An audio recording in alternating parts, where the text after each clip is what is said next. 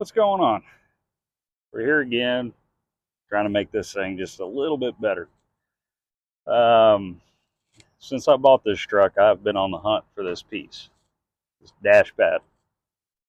As you can see, the previous owner did a Home Depot chrome job with some duct tape, and it's really the only thing left in the truck that needs to be replaced. Found one on eBay, and it's in excellent condition. I don't know what it came out of or where it came from, but I'd like to see the rest of the parts on that vehicle. Might be something I could use. So today we are going to replace this piece. I'm going to kind of take you through the steps of what it takes to get it off, put it back on. It's pretty straightforward. And yeah, let's go take a look at the new piece and I'll show you the difference. As far as I'm concerned, this is as good as it gets.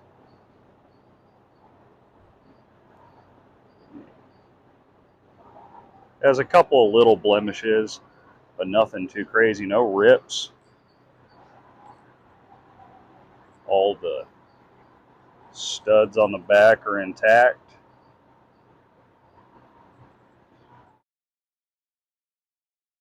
Okay, so now looking at this old piece, this is the side that goes around your radio. This goes over the glove box. You're going to have 4 studs here that you're going to have to take the nuts off of. You gain access to that by removing the radio. And then you have another 4 here that you have to pull the glove box out with. Okay.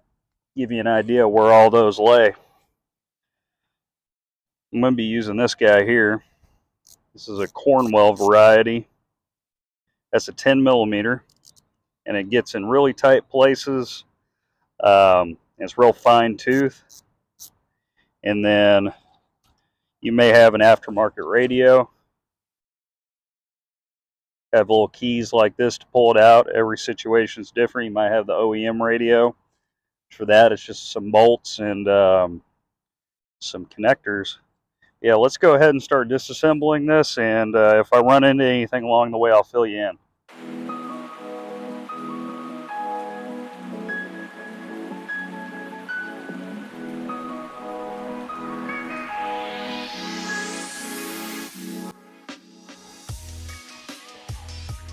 As far as the glove box goes, there's just these 2 tabs.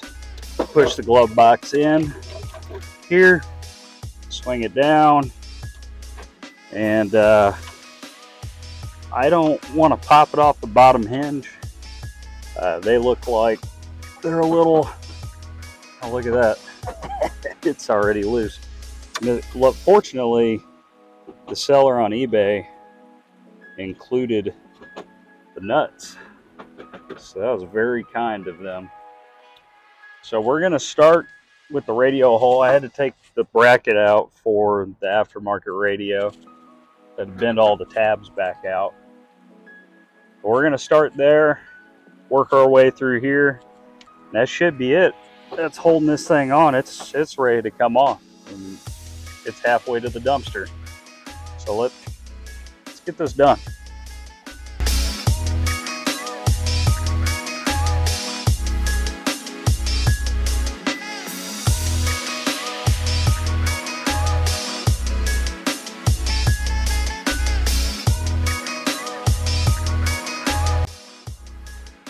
Once you're done, it should look something like that. If you want to, you can clean all that stuff out from behind there, which I'm going to do. Nobody's going to see it, but you can see all those holes. I went ahead and closed the glove box back up. I was getting out of the truck, that way I didn't break it off its hinges. But I'm going to go ahead and get that cleaned up, put the nuts back on it, and yeah, go from there.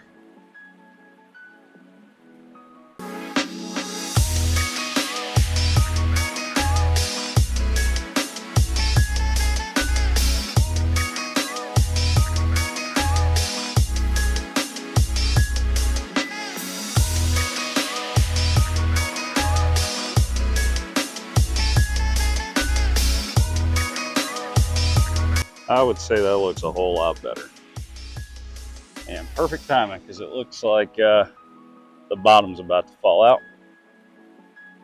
But yeah, recap. As far as tips and tricks go, I know I've heard of some people, they'll pull the AC head out, but I don't think that's necessary. These behind here through the glove box are really easy to get to. These are kind of a bear. That wrench really helped. Yeah, all in all, I think that's a job well done. I think that's about a wrap. Looks a whole lot better in here. It's exactly what this truck needed. But if you have any questions or comments, drop them down below. And if you have any questions about these old Fords, feel free to message me. I don't know everything about them, but I know a few little tips and tricks here and there. Done a lot to this truck. Um, Way before I started recording. It's kind of unfortunate, but feel free to ask away and we can talk about it. If you're interested in this stuff, I got more projects coming up on this one and some others. So I appreciate y'all watching, and I'll catch you on the next one.